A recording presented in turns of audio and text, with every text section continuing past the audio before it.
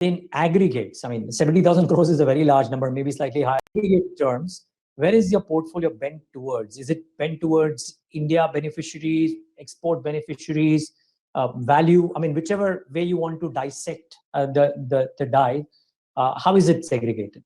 So, we construct the portfolio very much on a bottom-up basis. So the focus here is on individual stocks, and we try and buy the best stocks that we can, keeping in mind reasonable valuation. So the portfolio is built up on a stock-specific basis. And then we manage risk at an aggregate portfolio level, risk from a sector standpoint, risk from a thematic standpoint, and so on. So I think that's very much the focus. We're not trying to buy a particular sector or a particular theme. It's not a top-down. It's not a macro-type portfolio. It's very, very stock specific. Having said that, we tend to lean, so if value is at one extreme and growth at the other, we tend to be somewhere in the middle. And I know GARP is sort of an overused strategy and an overused sort of terminology, but that's what we are. And that's what we've been for the last 15, 20 years. And it's something which suits my individual style. Sometimes it works and sometimes it doesn't. But, we are very stock specific at the end of the day. I think that's the key. And we want to create portfolios which are diversified to manage risk. We want to have that diversification across stocks. We want to have that diversification across sectors. And we try and aim to minimize our mistakes. And unfortunately, we do make plenty of them. But we try and have each year having fewer mistakes than the previous one. That's a good policy. But Chirag, since I can't talk stocks with you, just wanted to understand where is the bend moving towards? You may do it bottom up, but still aggregate onto some themes doing much better than others probably. So where is the bend towards? So I think there are 2 or 3 themes which sort of make sense, right? And of course you have to, like I said, drill down to a stock specific basis. But I think the financial services theme will stand to do well, banks in particular. And in a rising inflationary environment, it doesn't come as a surprise because you will see the asset side repricing much faster than the liability side. So that's, banks will typically do well in an inflationary environment. That's one.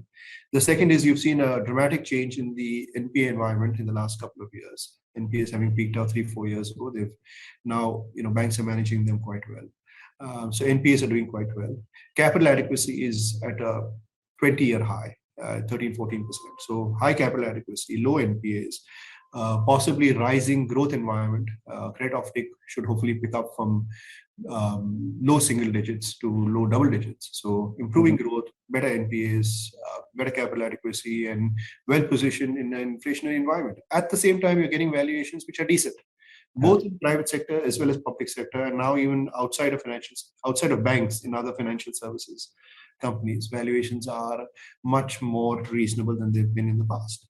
And a lot of banks trading at a discount to 5-year and 10-year average price to book. So in that sense, I think financials are well positioned. I think in general, industrials will stand to do well. You have to be very specific because within industrials, there are those which are expensive, those which are not. There are companies which are more construction focused as opposed to more product focused and so on. But I think there is a tremendous focus on infrastructure creation. We saw that in the last budget. The government is focused on infrastructure. That's the need of the hour. At the same time, I think private capex, corporate capex that is also looking in reasonable shape. With companies being quite confident, sitting on healthy balance sheets and cash flows and so on. And the last is personal capex, which essentially is housing, is also looking in a reasonably good position with affordability at a reasonable place, and RERA having provided a sound platform for new projects. So I think a combination of those three. So it's corporate capex, government capex, and household capex. I think capex in general should be a story which plays out well, but you have to be very specific because there are companies out there which are very expensive. There are companies which are in the weaker segments of infrastructure which one should avoid. So it again comes back to being stock specific, but I think these are two broad themes which should play out well.